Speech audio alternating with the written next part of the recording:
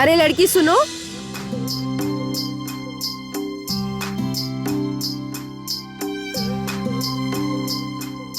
अरे वाह, तुम तो बड़े काम की लड़की हो। इतने कम समय में बगीचे को कितना सुंदर सजा दिया। असल में मैंने सुना है अगर आंगन इस तरह से सजा सवरा रहे तो घर में लक्ष्मी आती है। ये आशा तो इस आंगन में नहीं। तुमने तो देखा होगा ना अपनी आंखों से, दोनों भाइयों के मध्य कैसी व्यक्तिगत लड़ाई है।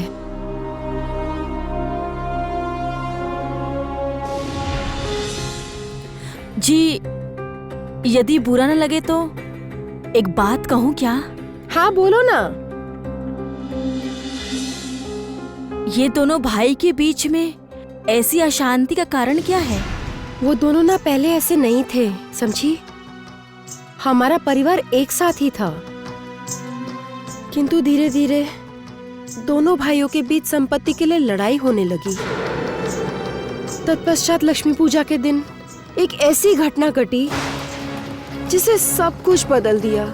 ऐसा क्या घटा था उस दिन?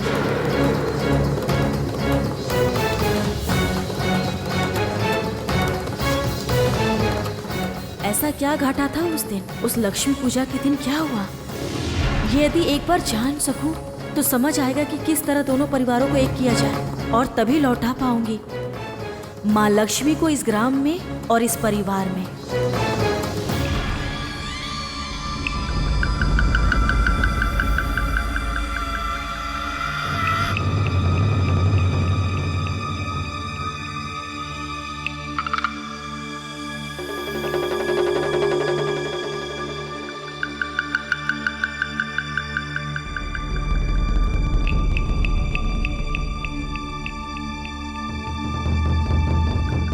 कालकूट ने मेरी बातों पर इतना विश्वास कर लिया कि सीधे मुझे ज्वालामुखी के स्रोत के पास ही ले आए।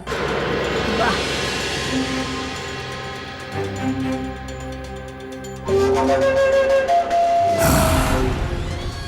मुझे प्रसन्नता हुई थी कि तुम अपने कर्तव्य पालन के लिए तत्पर हुई कामिनी। तुम्हारा कार्य और सुगम हो, उसके लिए जो भी आवश्यक है मैं सब देने को प्रस्तुत हूँ।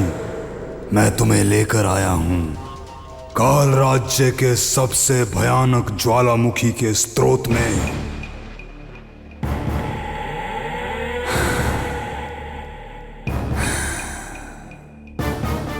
यहाँ से मैं तुम्हारे भीतर संचार करूंगा लावा की शक्ति, जिससे तुम तुम्हारी आवश्यकता अनुसार वो शक्ति व्यवहार कर पाओ। धन्यवाद, धन्यवाद महान कालकूट। चलो अब इस ज्वालामुखी की ओर अपना दंड बढ़ाओ।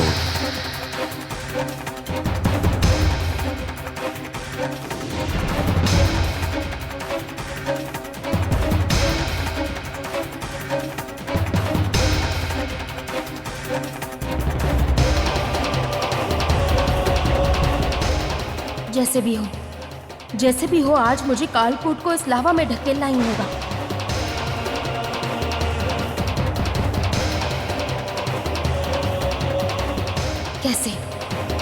कैसे मैं कालकूट को समाप्त कर पाऊंगी? यही एकमात्र सुयोग है इसे समाप्त करने का।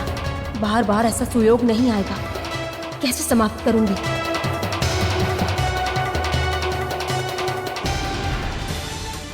बताइए ना, क्या हुआ था उस लक्ष्मी पूजा के दिन जिसके कारण दो भाइयों के बीच ऐसी शत्रुता हो गई?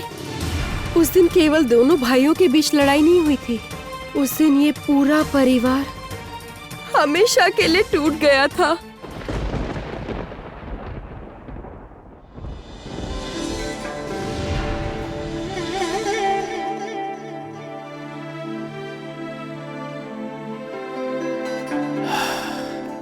चलो ठीक है, इतने दिनों के बाद हमारे पिताजी हमारे पारिवारिक पैसों के घड़े को हम दोनों भाइयों के बीच बांट देंगे। हाँ, इसी दिन के लिए तो अब तक प्रतीक्षा कर रहा हूँ। ये आपने क्या किया माँ? ये आपने क्या किया? क्यों किया माँ? ऐसा क्यों किया? माँ क्या हुआ? हे भगवान, अब आपको क्या हुआ बताएंगी? देखो केवल रोती जा रही हैं, क्या हुआ वो? श्रीधर, जलधर, तुम्हारे पिताजी कहीं नहीं मिल रहे हैं और वो पैसों का घड़ा भी नहीं मिल रहा है।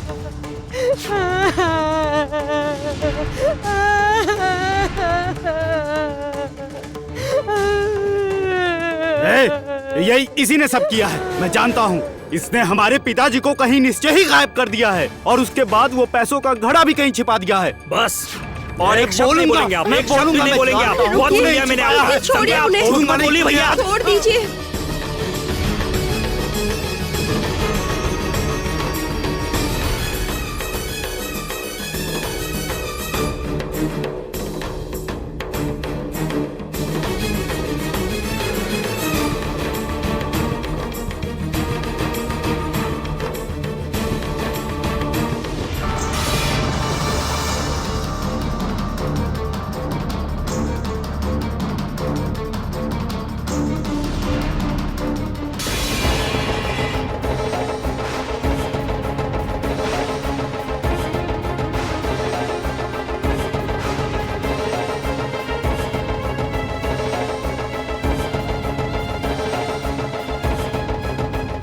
हाय हाय हाय, ये कैसा अमंगल हो गया, ये कैसा अमंगल हो गया माँ, ये कैसा अमंगल हो गया। उस दिन केवल हमारे घर से लक्ष्मी क्रोधित होकर नहीं गई, उस दिन पूरे ग्राम में अंधकार छा गया था। पूरा ग्राम लक्ष्मी विहीन हो गया था।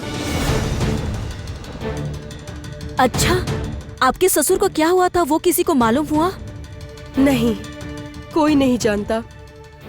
फिर भी मेरे स्वामी का विश्वास है ये सब जलधर का षड्यंत्र है। बस इसी कारण मेरी सासू माँ जलधर का त्याग कर हमारे घर में रहती है और जलधर हमारे निकट ही रहते हैं।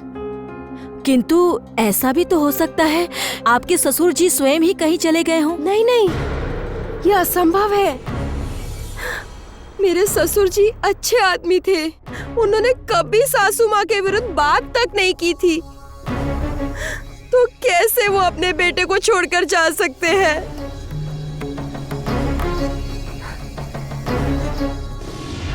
मेरे पिताजी किसी को छोड़कर जाने वाले व्यक्ति नहीं थे, किंतु उम्र बढ़ने के साथ साथ पिताजी से मेरी लड़ाइयाँ शुरू हो गई थी। किंतु पिताजी को कष्ट दूंगा ऐसा मैंने कभी नहीं सोचा। और मेरे भैया वो श्रीधर जो साधु बनकर रहता है, वो तो पिताजी को देखता भी नहीं था। और माँ तो भैया के पास रहती थी, किंतु कैसे रहती थी ये सब जानते हैं। ये सब मेरे भैया ने किया, किंतु दोष आया केवल मेरे ऊपर। अब समझे क्यों हम दोनों में शत्रुता है? समझा। अच्छा, आप वैसे मुझे एक बात बताइए, आपने कभी भी बात करके सब ठीक करने की कोशिश नहीं की? ये घटना ठीक नहीं होने वाली और मैं मेरे स्वामी के विरुद्ध जाना नहीं चाहती। और वो सुमति, उसे तो मैं बिल्कुल देखना नहीं चाहती।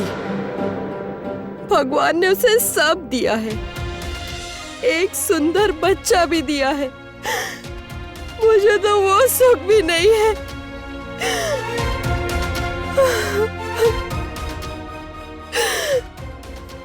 उन्होंने पैसों का घड़ा लिया है या नहीं मैं नहीं जानती।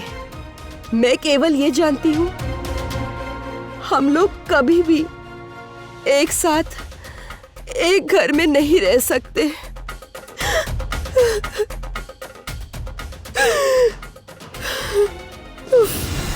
तुम बेकार की बातें करके मेरा समय नष्ट करती हो, जाकर अपना कार्य करो।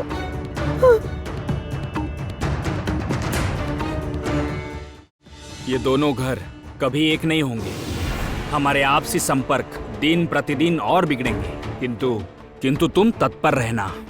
भैया ग्राम प्रधान होकर भी आचरण से बहुत बेकार है।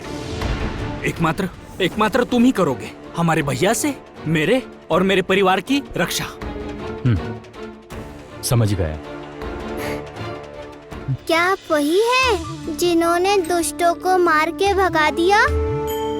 हाँ, मैं वही हूँ। आप युद्ध कला में कुशल है ना? हाँ, कुशल हूँ। अच्छा, मुझे सिखाएंगे? मैं भी दुष्टों को मारना चाहता हूँ।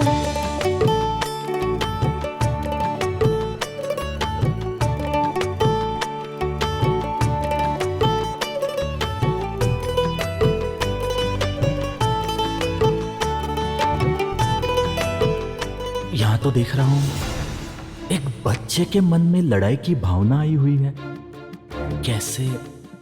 कैसे मैं और ज्योत्सना इन लोगों को एक कर पाएंगे, ये तो पता ही नहीं।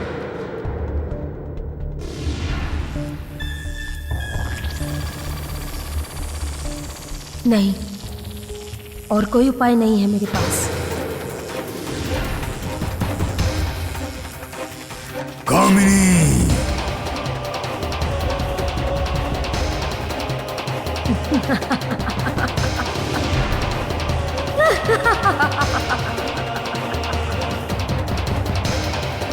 अब तो इस काल राज्य के राजा काल को स्वयं ही अपनी ज्वालामुखी स्रोत में जल कर राख हो गए। अब मैं स्वाधीन हूँ, अब मैं स्वाधीन हूँ।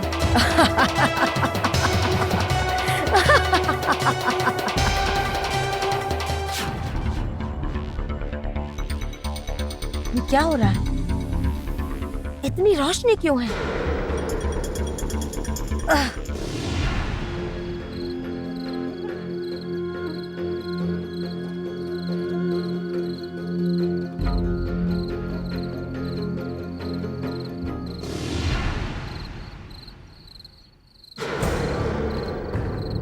ज्योत्सना, ज्योत्सना, मैं तुम्हारी ही प्रतीक्षा कर रहा था। मैं जानता था तुम जरूर आओगी।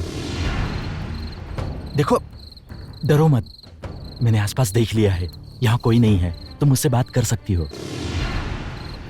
कंचन, कंचन, मैं यहाँ हूँ। आप किससे बात कर रहे हैं?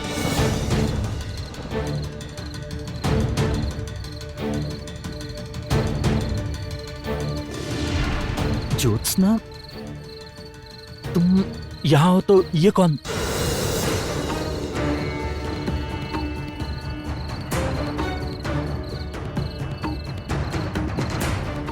रुको, कौन हो तुम? तुम्हें पूछ रहा हूं। रुको कहता हूं, रुको। कंचन,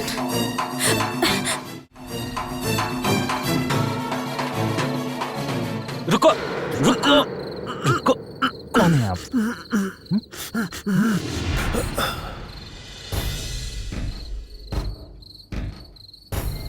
कौन हो तुम? यहाँ इतनी रात में कहाँ घूम रहे हो? प्रत्येक रात तो मैं आता हूँ। किंतु क्यों? क्या प्रयोजन है इसका? मेरा कोई प्रयोजन नहीं है। सभी को मेरी आवश्यकता है। यह बात जब तक सब नहीं समझेंगे, मुझे प्रत्येक रात इसी तरह छुपते छुपाते यहाँ आना होगा।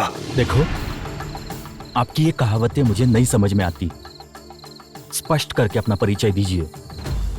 और हाँ, संतुष्ट उत्तर नहीं मिलने पर आपको बंदी बनाकर जलधर के समक्ष ले जाऊंगा।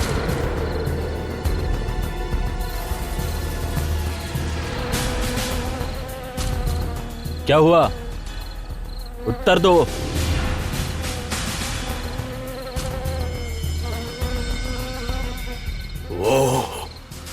वो अलक्ष्मी आ रही है। अलक्ष्मी आ रही है। अलक्ष्मी आ रही है। अलक्ष्मी आ रही है। क्या कहना चाहते हैं आप? अलक्ष्मी आ रही है अर्थात? उससे कोई भी बच नहीं सकता। कोई नहीं बचेगा।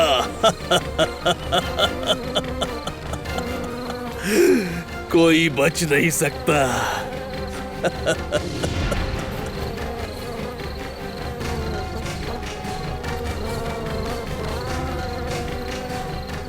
कंचन, वो वृद्ध मधुमक्खियों के विषय में क्या कह रहे थे? ज्योत्सना, उन्होंने क्या कहा मैं तो कुछ समझ नहीं पाया। उन्होंने केवल कहा अवलक्ष्मी आ रही है, कोई नहीं बचेगा।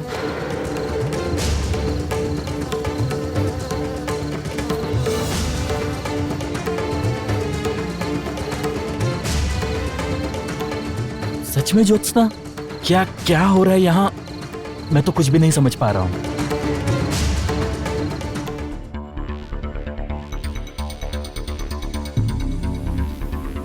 कामिनी,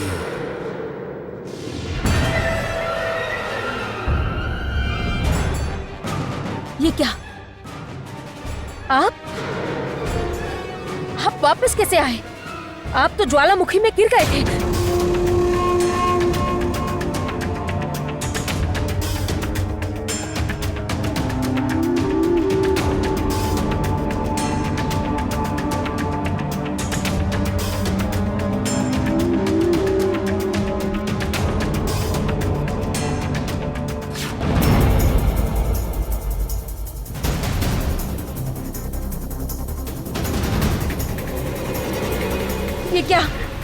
ये क्या कर रहे हैं आप?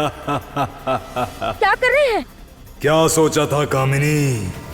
मुझे लोभ देकर मार डालोगी? हाँ? मैंने तुम्हें अपने हाथों से बनाया है। मुझे मार डालना क्या इतना ही सहज है? मेरा राज्य लावा से तैयार किया गया है। मेरी देह भी लावा की ही है। ये सब जानकर भी तुमसे ऐसी मूर्खता की उम्मीद मैंने नहीं की थी। मुझे धोखा देने की सजा एक ही है, और वो है मृत्यु।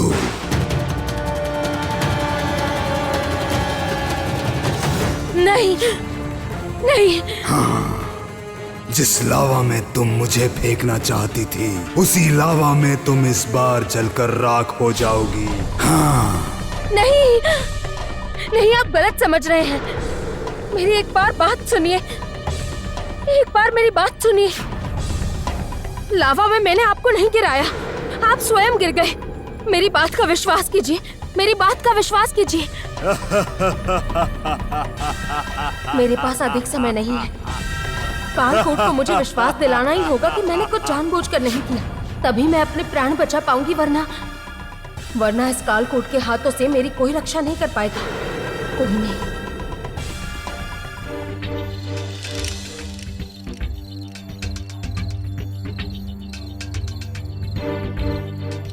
अच्छा ज्योत्सना, उस आदमी से बात करते वक्त जो कुछ मैं समझ पाया, मुझे नहीं लगता कि वो आदमी चोरी करने आया था।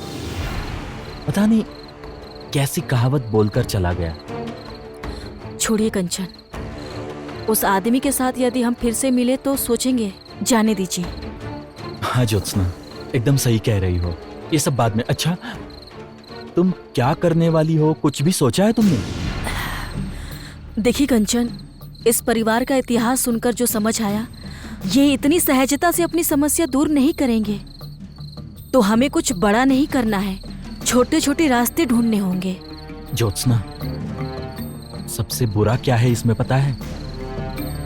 इस परिवार का जो सबसे छोटा सा सदस्य है, जलधर, उसका छोटा सा बेटा, उसके मन में भी अशांति का विष फैला हुआ है। तो छोटा बड़ा क्या पद सही होगा, ये तो मैं समझ ही नहीं पा रहा हूँ। जलधर का बेटा है ना? हाँ हाँ, वही, वो एक छोटा सा बच्चा है, वो जलधर का ही बेटा है। हाँ, एक छोटा बच्चा है। अब यही उपाय है, यही छोटे पथ हमें बड़े उद्देश्य तक लेकर जाएंगे कंचन। ज्योत्सना, अब ये तुम क्या कह रही हो? मैं कुछ भी नहीं समझ पा रहा हूँ। थोड़ा विस्तार में बताओगी? देखिए कंचन, इस संसार में सबसे बड़ा रिश्ता होता है माँ और बेटे का रिश्ता, और यही बंधन हमें इस परिवार को बांधने में सहायक होगा। जो सरला और जलधर का छोटा बेटा ही हमारा सबसे बड़ा उपाय होगा कंचन। उपाय?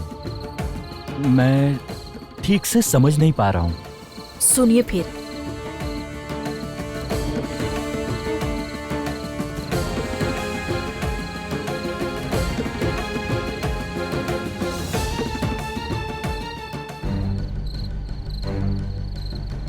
अब समझे आप कंचन, जलधर का पुत्र कैसे हमारे काम आएगा?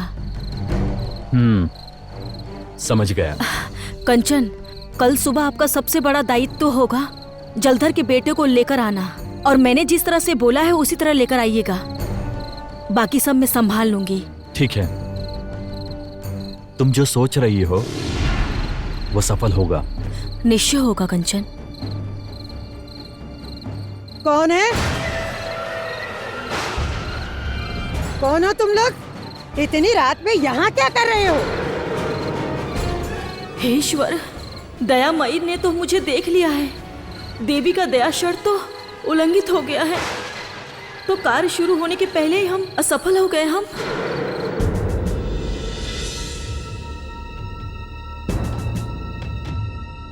तारा, ऐसा करते हैं, सुरंग के मध्य में इस फटे को हम छिपा देते हैं। इससे कामिनी का स्फटिक कामिनी के पाताल राज्य में ही रहेगा और कामिनी को पता भी नहीं चलेगा।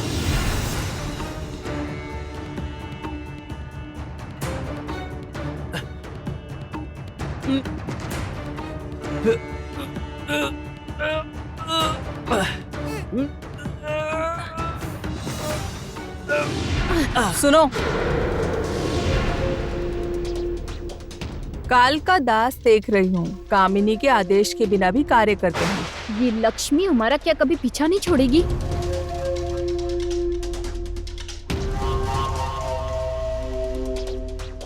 क्या हुआ?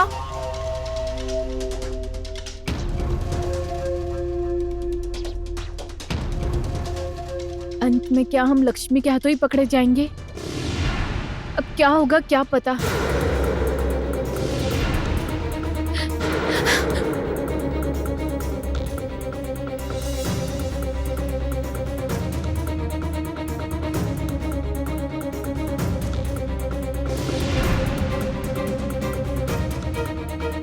सुनो, ये सब नाटक ना मेरे सामने मत करो।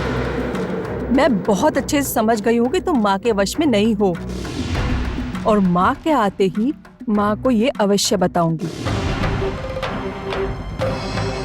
ये दासी मुझे बार बार बात करने के लिए परेशान कर रही थी, इसीलिए मैंने उसे सुरंग में बंद कर दिया। तुम भी अगर ऐसा ही करोगे तो तुम्हें भी सुरंग में बंदी करने के लिए बाध्य हो जाऊंगा। मुझे क्षमा कर देना तारा, इसके अलावा मेरे पास और कोई उपाय नहीं था।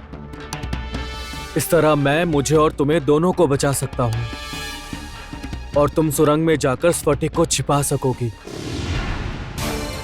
कौन हो तुम लोग?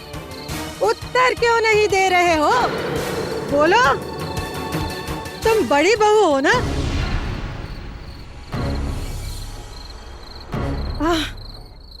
अंधकार में कुछ देख भी नहीं पा रही। इतनी रात में घर के बाहर क्या कर रही हो? हाँ? ज्योत्सना, दादी माँ ने हमें शायद पहचाना नहीं, यही सुयोग है। मैं यहाँ से चला जाता हूँ, ठीक है?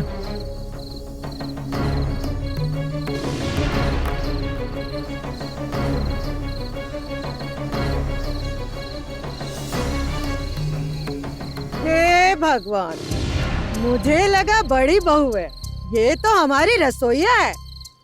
जी, तो इतनी रात में घर के बाहर क्या कर रही हो तुम? सौभाग्य से इन्होंने हमें देखा नहीं, इसीलिए बच गए, वरना देवी का शर्त पालन न करने के कारण विपत्ति भी पड़ जाती।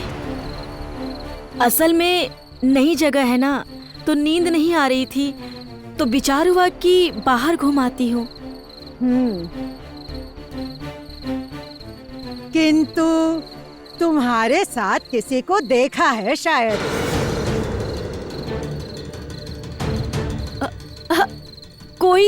कोई तो नहीं था ना, मैंने तो देखा था, कोई लड़का था। नहीं तो इस अंधकार में कोई छाया देखकर आपको मनुष्य लगा। हाँ, ये भी हो सकता है। मेरी तो आंखों की रोशनी कम हो गई है, दिन की रोशनी में तो स्पष्ट देख नहीं पाती, रात में क्या ही देख पाऊंगी। अच्छा, कोई मनुष्य नहीं दिखा, समझ गई। कोई मधुमक्खियों का झुंड देखा है आपने आकाश में? हाँ, वो कैसे नहीं देखूंगी। ये मधुमक्खियों का झुंड जब से इस गांव में आया है ना, तभी से इस गांव में कुदृष्टि फैली है। इसीलिए रात होने पर बाहर मत टहला करो, घर में चलो। अच्छा, आप जाइए, मैं आती हूँ।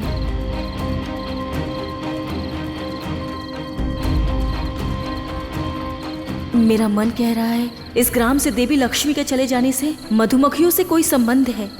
इस लक्ष्मी विहीन ग्राम का असल रहस्य जाने बिना देवी लक्ष्मी को कभी लौटाया नहीं जा सकेगा। लक्ष्मी जब तक यहाँ है तब तक मैं तारा को निकाल नहीं पाऊंगा। मुझे लगता है अभी यहाँ से चले जाने में ही भलाई है। लक्ष्मी के यहाँ से चले जाते ही मैं पत्थर हटाकर तारा को निकाल लूंगा।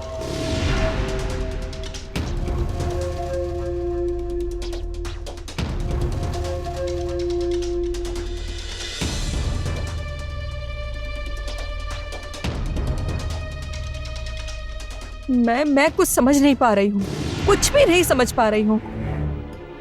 कुछ तो कहीं गड़बड़ है, कहीं कुछ तो है। भैया क्या सच में माँ के वशीभूत है? क्या पता, कुछ भी नहीं समझ पा रही हूँ। उसके हाथों का काड़ा देखकर तो अवश्य यही लगता है कि वो माँ के वशीभूत है। समझ नहीं पा रही हूँ, कुछ तो गड़बड़ है। मुझे कुछ भी समझ नहीं आ रहा है। मुझे लगता है कुछ तो गड़बड़ है, कहीं तो कुछ तो गड़बड़ है, कुछ तो है। तो मैं भी उसे प्रमाण करके ही रहूंगी। मेरा नाम भी लक्ष्मी है, जैसे भी हो मैं सत्य को प्रमाणित करके ही रहूंगी, करके ही रहूंगी।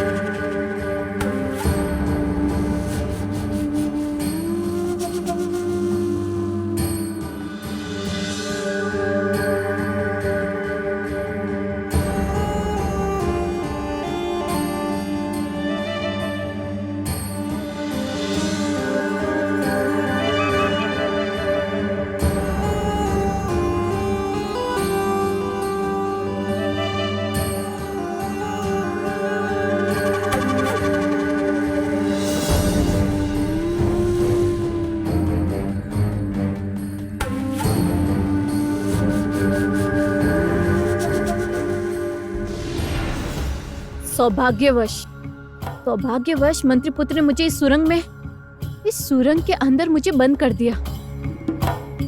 इससे लक्ष्मी का संदेह भी समाप्त हुआ और शेष समय में मैंने स्फटिक भी अपने सही स्थान पर छुपा दी। कामिनी लौटने पर यदि स्फटिक ढूंढेगी तो सुरंग में कभी नहीं ढूंढ पाएगी।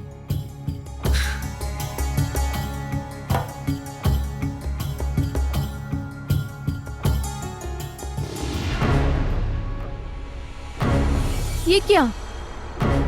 मंत्रीपुत्र ने अभी तक पत्थर क्यों नहीं हटाया?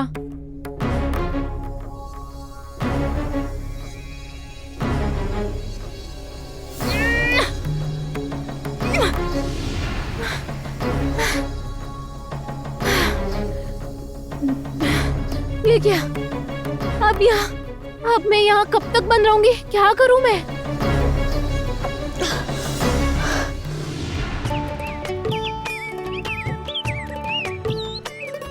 कहाँ गई ये लड़की?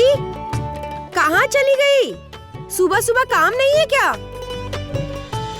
है ना काम बड़ी मालकिन, लेकिन आज सुबह जो मैंने देखा वो देखकर आंखें फटी की फटी रह जाएगी। अच्छा, ये सुबह सुबह ऐसा क्या देख लिया तुमने? हाँ, इस बगान का फल चोरी कर रहे थे उस बगान के लोग सब। मैंने जब देखा तो मेरे डर से पूरब के जंगल की ओर सब भाग गए। अभी यदि हम उनके पीछे गए तो उन्हें पकड़ सकेंगे हम। मैं जानती हूँ मैं, ये सब मेरे छोटे देवर का कार्य है।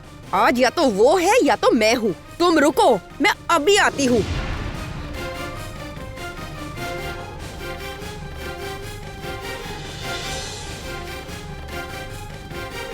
चलो, तुम भी मेरे साथ चलो।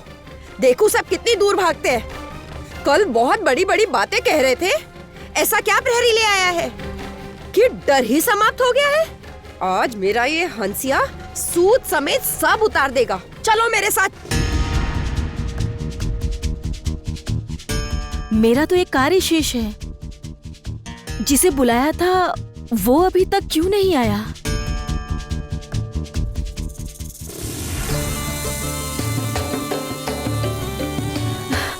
तुम आ गए बंधु, बहुत बहुत धन्यवाद तुम्हें।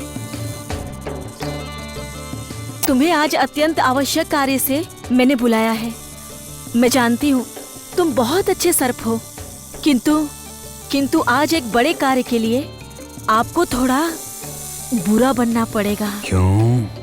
ऐसा क्या करना होगा मुझे? सुनो मेरी बात।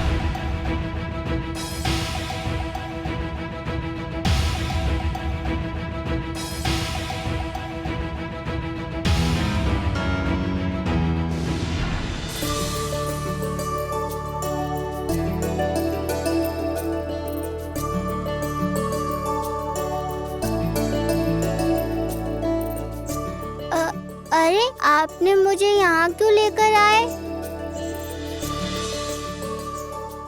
अरे तुमने ही तो कहा था तुम मुझसे युद्ध सीखना चाहते हो, इसलिए मैं तुम्हें गांव के बाहर इस जंगल में ले आया युद्ध सिखाने के लिए।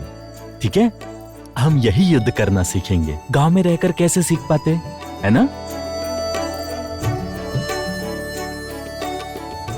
वो देखो, दिखा वहां कितने सुंदर फूल खिले हैं। देखो देखो, वो देखो। कहाँ है फूल? कहाँ गए तुम? माँ मुझे घर ले चलो, माँ मुझे घर ले चलो। हे ईश्वर, मुझे क्षमा कर दीजिए। आज मैंने एक अबोध बालक की आंखों में आंसू लाए हैं। मुझे घर जाना है। किंतु मेरे पास अन्य कोई उपाय नहीं था। बच्चे तो ईश्वर के दूत होते हैं। वो जो कर सकते हैं हम बड़े भी नहीं कर पाते हैं। मुझे घर जाना। तभी हमें इस बच्चे की आवश्यकता है। आप केवल बस ज्योत्सना शीघ्र चली आए यहाँ पर। क्या कहना चाहती हो तुम कामिनी? मैं कहना चाहती हूँ कि इस काल दंड में गलत लाभा संचारित होते समय आपने नहीं देखा, लावा छिटक कर मेरे ऊपर पड़ गया था। उसे सहन ना कर सकने पर मैं स्वयं को संभाल ना सकी। संभाल ना सकने पर आपको मुझसे धक्का लगा। मैंने ऐसा कुछ नहीं किया। मैंने जानबूझकर नहीं किया। मुझे क्षमा कर दीजिए, इसलिए मैं आपसे क्षमा मांग रही हूँ। लावा छिकट कर तो मेरे ऊपर भी पड़ा था, तो क्या कामिनी सत्य कह रही है? सचमुच क्या लावा छिटकने से वो संभाल ना सकने पर मुझे धक्का लग गया था क्या? उस प्रक्रिया के समय कालकोट की आंखें बंद थी, तभी कालकोट देख नहीं पाए थे कि किस तरह लावा छिटककर उन पर गिरा। हाँ, मैं शैतान हूँ, किंतु मूर्ख नहीं हूँ कालकोट। मैं स्वयं जानती हूँ कि जिसने मुझे बनाया है, मेरे रचयिता को मार देना मेरे पक्ष से इतना सहज नहीं है कालकोट। जो हुआ है, जो हुआ था, जो हुआ भूल से हुआ। मैंने जानबूझकर कुछ नहीं किया। कृपया करके मेरी बात पर विश्वास कीजिए। समझ ही तो नहीं पा रही हूँ कि कालकोट ने मेरी बात पर विश्वास किया या नहीं।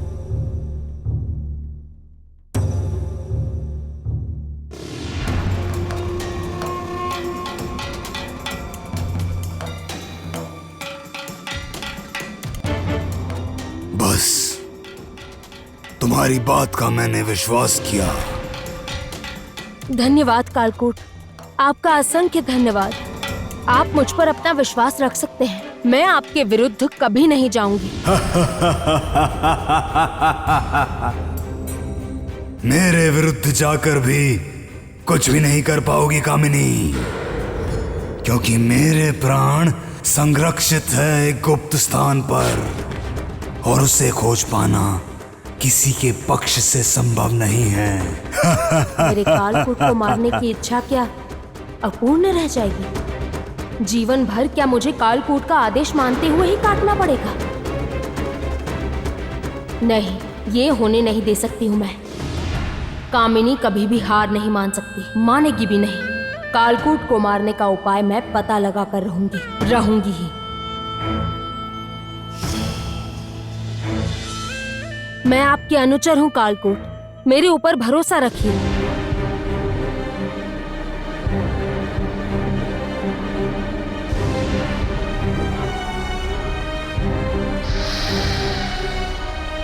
काल राज्य की लावा शक्ति तुम्हारे काल दंड में संचित हो गई है। इस बार तुम जाकर अपना असंपूर्ण कार्य संपूर्ण करो। अवश्य, मैं मेरा असंपूर्ण कार्य अवश्य ही संपूर्ण करूंगी। आपको मारने का कार्य मैं अवश्य संपूर्ण करूंगी कालकूट। मुझे ये कार्य करना ही होगा। कहाँ है वो शैतान लोग? हाँ, आज मैं चोरी करने पर मार ही दूंगी। कहाँ गए सब? हाँ?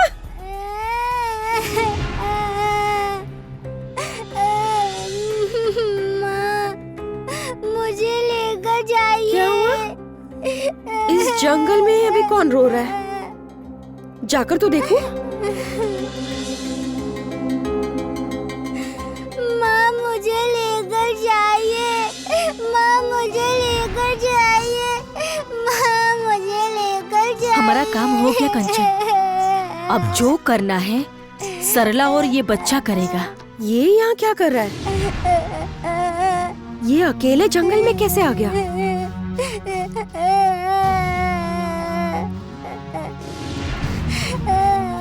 छोटी देवरानी का बच्चा खो गया, इसमें मेरा क्या जाता है?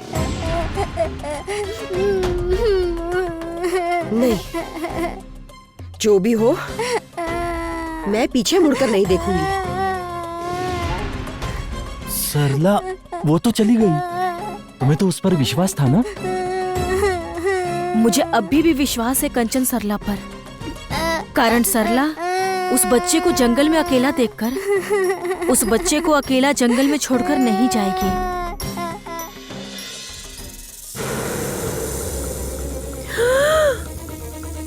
आजकल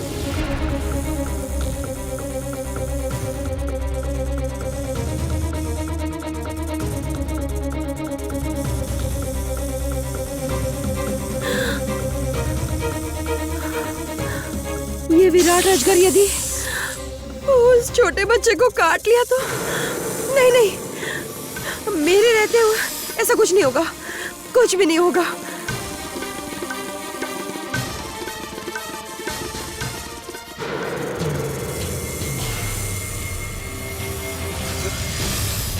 ज्योत्सना, अभी उसे न रोकने पर तो वो जल में गिर जाएगा। मुझे जाना। माँ, मुझे लेकर जाइए। वो देखिए। हट यहाँ से। लेकर जाइए। मेरा बेटा, मैं तुम्हें घर लेकर जाऊंगी। मेरे बेटे, तुम डरो मत, डरो मत। बड़ी माँ, आप मुझे घर लेकर जाएंगी? क्या कहा? और एक बार कहो। बड़ी माँ, मुझे कभी किसी ने माँ कहकर नहीं पुकारा। आपकी बड़ी कृपा है ईश्वर। देख रहे हैं कंचन, बोला था ना मैंने, एक माँ का प्रेम किसी भी घृणा से बढ़कर है।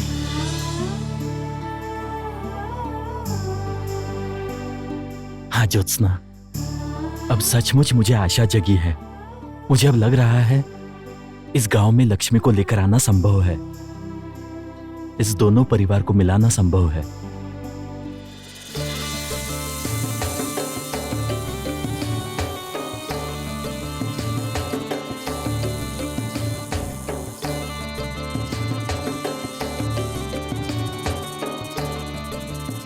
ज्योत्सना, मैं तो जानता ही नहीं था कि तुमने ही अजगर को बुलाया है।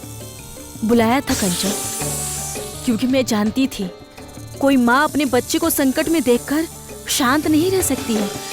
और तभी सरला जब अपने जाने के पथ पर सांप को देखी, तब वो बच्चे को विपत्ति में जानकर सब भूलकर बच्चे के पास चली आई। सचमुच आज तुम्हारे न होने पर हम कार्य सिद्धि पे नहीं ले जाते। सचमुच बंधु, तुम्हें अनेक धन्यवाद। हाँ बंधु, तुमने आज हम पर बड़ा उपकार किया है। तुम्हें अनेक धन्यवाद बंधु। अब मैं चलता हूँ, तुम लोग सावधान रहना।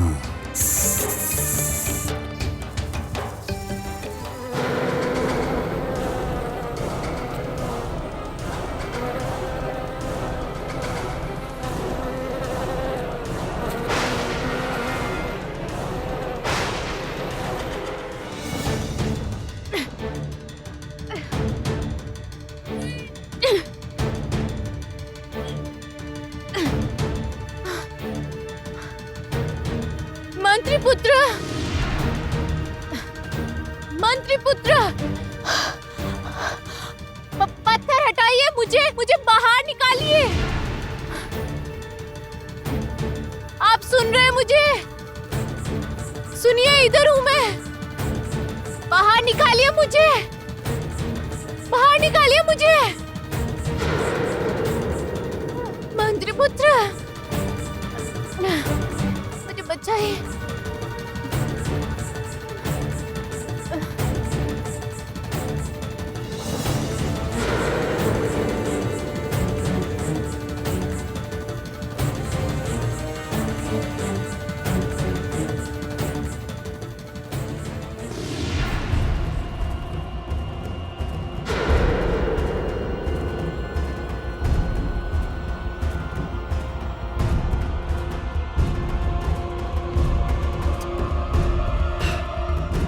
इतनी देर से लक्ष्मी यहीं खड़ी है।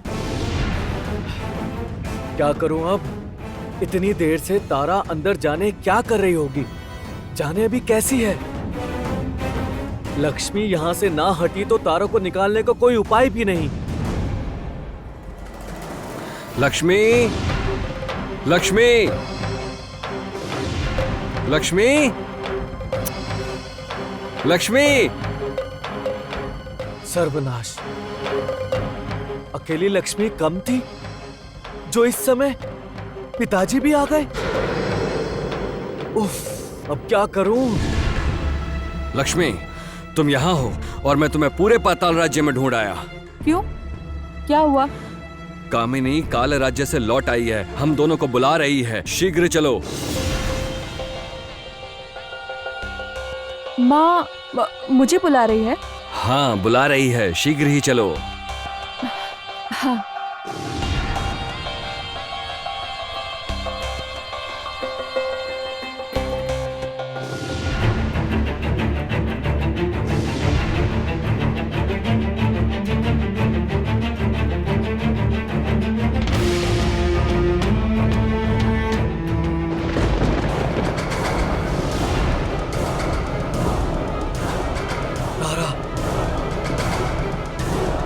तारा, तारा,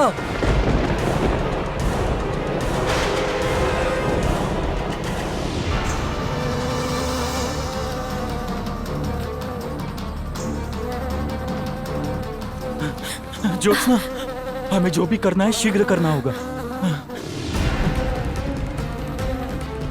लकड़ी, लकड़ी। ज्योत्सना, तुम अग्नि की व्यवस्था करो। ज्योत्सना चलो। ज्योत्सना, अग्नि, शीघ्र अग्नि जलाओ। ज्योत्सना, जो भी करना है शीघ्रता से करना है। ज्योत्सना, चलो। ज्योत्सना, शीघ्र ही अग्नि जलाओ, शीघ्र ही।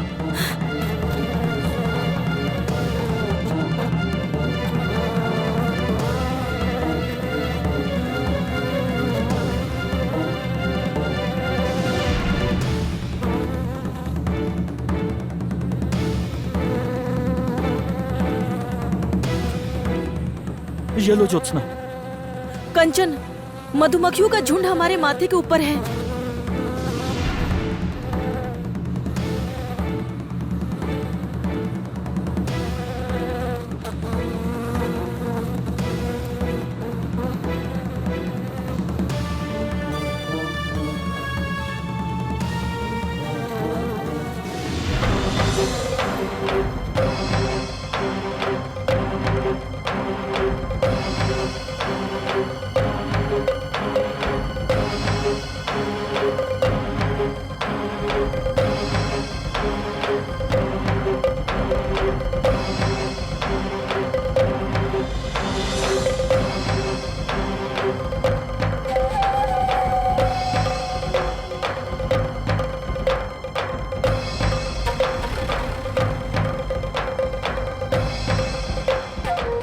ज्योत्सना, मुझे ऐसा लग रहा है कि ये मधुमक्खियों का हम पर आक्रमण करना ये कोई साधारण विषय नहीं है। हमारी कोशिशों से क्रोधित होकर वो लोग हम पर बार बार आक्रमण कर रहे हैं। मुझे लगता है गांव में जो लक्ष्मी है उसे वापस लाने से निश्चित ही कोई हानि होने वाली है, तभी इस तरह आक्रमण कर रहे हैं। ठीक बोल रहे हैं कंचन, मैं भी बस यही सोच रही थी।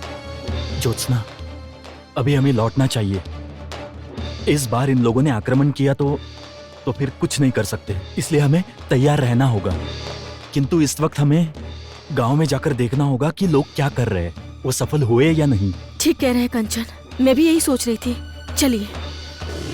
ओ माँ, मेरा पुत्र कहाँ गया माँ?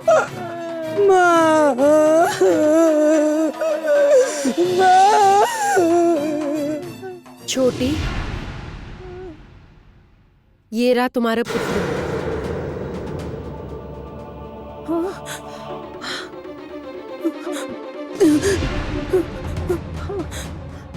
कहाँ छुपा था? मेरे बेटे को कहाँ लेकर गई थी? कहाँ? आपकी हिम्मत कैसे हुई मेरे बेटे को ले जाने की? हिम्मत कैसे हुई? आप मेरे बेटे का बुरा चाहती हैं ना? बोलो। कहाँ मारने ले गई थी मेरे पुत्र को?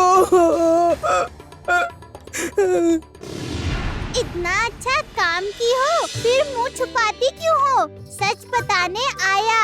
घने जंगल से ये शूक भरी दोपहरिया खोया था, जलधर का सपूत।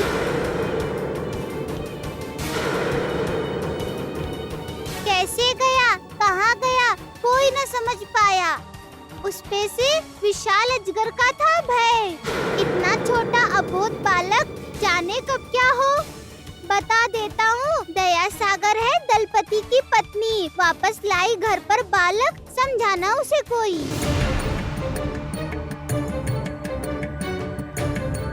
ये क्या ज्योत्सना, शुक किस बार यहाँ कैसे आया? मैंने बुलाया है सुख को कंचन। मैं स्वयं इन लोगों से कुछ कह नहीं पाती हूँ। यदि इन्हें पता चलता कि हम जंगल में थे, सब देखकर भी हमने कोई सहायता नहीं की, तो इन्हें संदेह होता और मुझे पकड़े जाने का भय था। इसीलिए मैंने शुक को बुलाया था, सरला की बात सबको बताने के लिए। लेकिन लल्ला, तुम अकेले जंगल में क्यों गए थे? हाँ, क्यों गए थे? अरे, बच्चे ने कंचन के बारे में कुछ कह दिया तो मुश्किल होगी।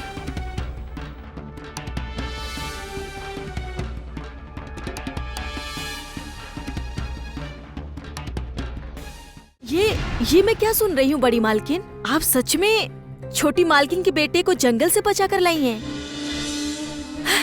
अरे वाह, ये तो बहुत खुशी की बात है। घर का बालक घर लौट आया, यही तो असली खुशी है। बड़ी मालकिन, आपको बहुत पुण्य मिलेगा।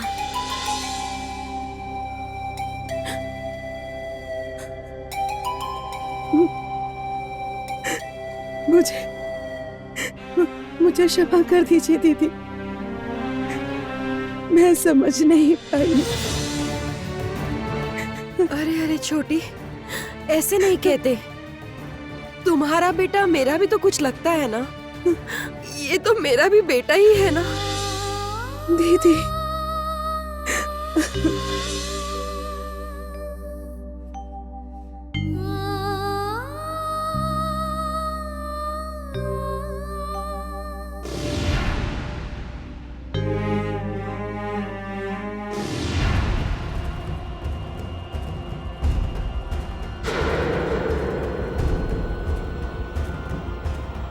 आखिर ये सब हो क्या रहा है यहाँ? क्या हो रहा है इधर?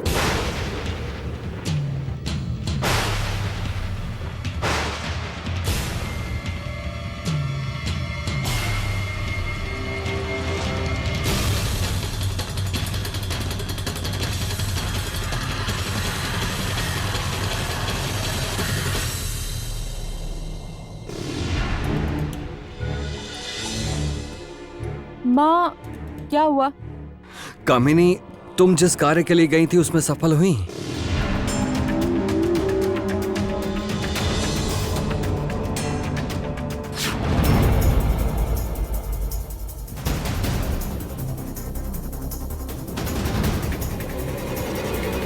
ये क्या कर रहे हैं आप? क्या कर रहे हैं?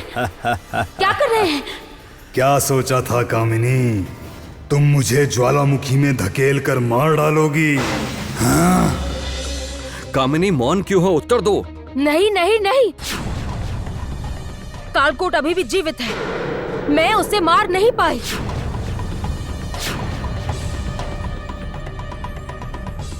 मार नहीं पाई? अर्थात आप कालकूट को मारने गई थी? क्यों माँ? वो कितना शक्तिशाली है, कितना बलशाली है, उसे मारना क्या इतना सहज है? अरे अब माँ मुझे फिर मारेगी क्या? ओह लक्ष्मी, तुम इतना बोलती क्यों हो? कहो तो। इसलिए तुम्हारी माँ तुम पर क्रोधित होती है। पहली बार लक्ष्मी ने सही बात कही है। कालकूट को मारना इतना सहज नहीं है, क्योंकि उसके प्राण कहीं और सुरक्षित हैं। कालकूट को कोई भी नहीं मार सकता, मैं तो बिल्कुल नहीं मार सकती, क्योंकि कालकूट ने अपनी शक्तियों और अपनी कोशिशों से मुझे जीवित किया है। मैं किसी न किसी तरह उसका ही अंश हूँ। अर्थात तुम कह रही हो कामिनी के कालकूट के हाथों अब तुम्हें कभी मुक्ति नहीं मिलेगी। संपूर्ण जीवन तुम्हें कालकूट की आज्ञाकारी बनकर ही रहना होगा, यही ना? नहीं, कामिनी किसी की आज्ञाकारी नहीं रह सकती। यदि कालकूट को मैं नहीं मार सकती तो फिर उसे ढूंढना होगा जो कालकूट का वध कर सके। किंतु उसे कहाँ ढूंढेंगे और कालकूट की मृत्यु कैसे होगी, ये कैसे पता चलेगा? इसीलिए मैंने तुम लोगों को बुलाया है। हम लोगों को, यानी हम लोग क्या करेंगे? कालकूट के द्वारा दिए गए कालदंड का प्रयोग करके मैं उसे मारने की विधि नहीं जान पाऊंगी। उसकी मृत्यु के विषय में जानने के लिए मुझे मेरी अपनी शक्तियों का प्रयोग करना होगा। मैं एक अशुभ अनुष्ठान करूंगी, उसके बाद ही मैं जान पाऊंगी कि कालकूट की शक्ति को परास्त करने का विधान क्या है। ये प्रक्रिया मैं अकेले नहीं कर पाऊंगी। इसके लिए मुझे लक्ष्मी की नाग शक्ति की आवश्यकता है और आपके भी मंत्री महाशय। तुम केवल कहो कामिनी, क्या करना होगा हम लोगों को? आप दोनों आइए मेरे साथ।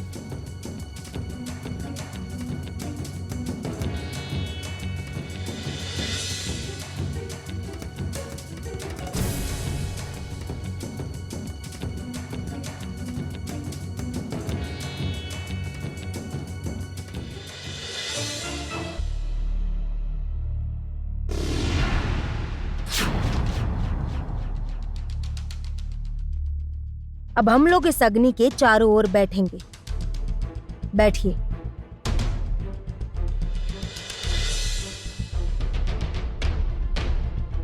आप दोनों ही मेरा हाथ पकड़िए। अब हम लोग तंत्र मंत्र द्वारा अशुभ शक्ति को जागृत करेंगे। ये शक्ति जागृत होते ही हम लोग जो जानना चाहेंगे वो जान सकते हैं। इसलिए हमें अग्नि में कुछ ऐसा अर्पित करना होगा जिसमें कालकूट का स्पर्श हो।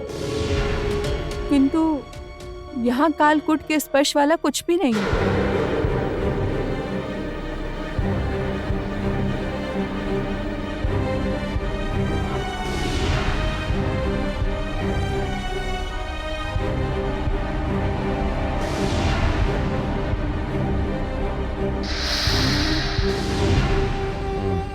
ये क्या है कामिनी? ये कालकूट की स्पर्श की हुई मिट्टी है।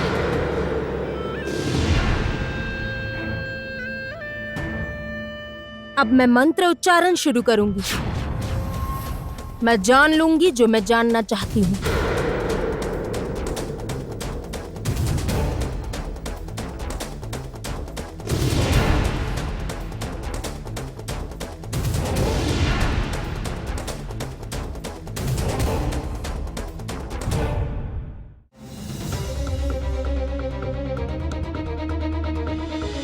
क्या हुआ? क्या कर रहे हो तुम लोग यहाँ? क्या हो रहा है इधर? हिम्मत कैसे हुई तुम लोगों की इस आंगन में पैर रखने की? असल में बेटा, सरला ने आज हम पर बहुत बड़ा उपकार किया है। अच्छा माँ, आप क्या भूल गई जलधर ने क्या किया था?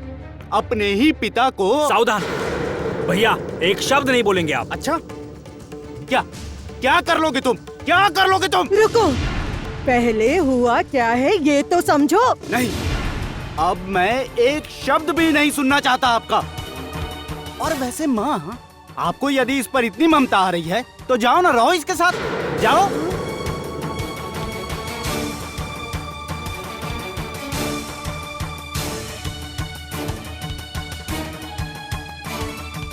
सुनिए, आप अपनी माँ से ऐसे बात कैसे कर सकते हैं? ये हमारा पारिवारिक मामला है, तुम इसमें नाक क्यों घुसेड़ रहे हो?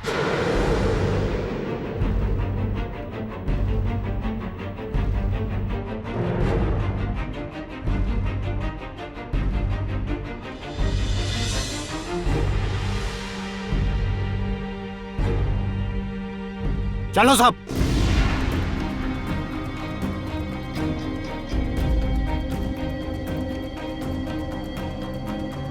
मेरा मुंह क्या देख रहे हो? चलो।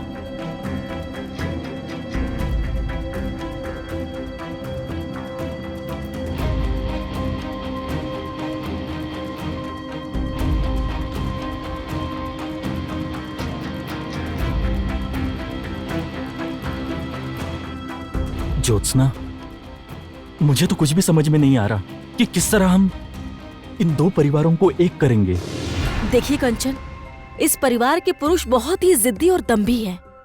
ये लोग सहजता से किसी की बात नहीं सुनेंगे, और यदि ये लोग सहजता से बात ना समझे तो हमें कोई और उपाय ढूंढना होगा कंचन। अच्छा ज्योत्सना, मुझे एक बात बताओ, वो लोग जो अपने पिता की बात कर रहे थे, पारिवारिक संपत्ति की बात कर रहे थे, वो सब कहाँ गया?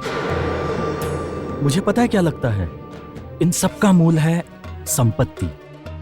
इस रहस्य का मेरे पास कोई उत्तर नहीं है कंचन। ज्योत्सना, रहस्य है उस मधुमक्खियों के छत्ते में, रहस्य है उस आधी रात को मिले उस अनजान मनुष्य में, रहस्य है। हाँ कंचन, आप बिल्कुल ठीक कह रहे हैं। उन्होंने तो कहा था कि मधुमक्खियां सब समाप्त कर देंगी, जगत में सर्वनाश लेकर आएंगी। अवश्य इन रहस्यों के साथ उनका कोई संबंध है।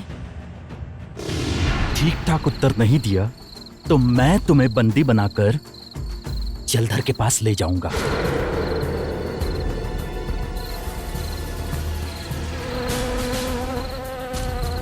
क्या हुआ? उत्तर दो।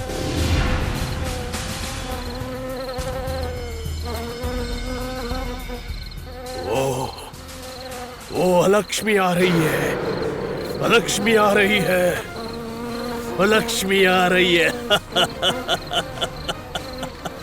अलक्ष्मी आ रही है। क्या कहना चाहते हो तुम? आ रही है अर्थात? उससे कोई भी बच नहीं सकता, कोई नहीं बचेगा।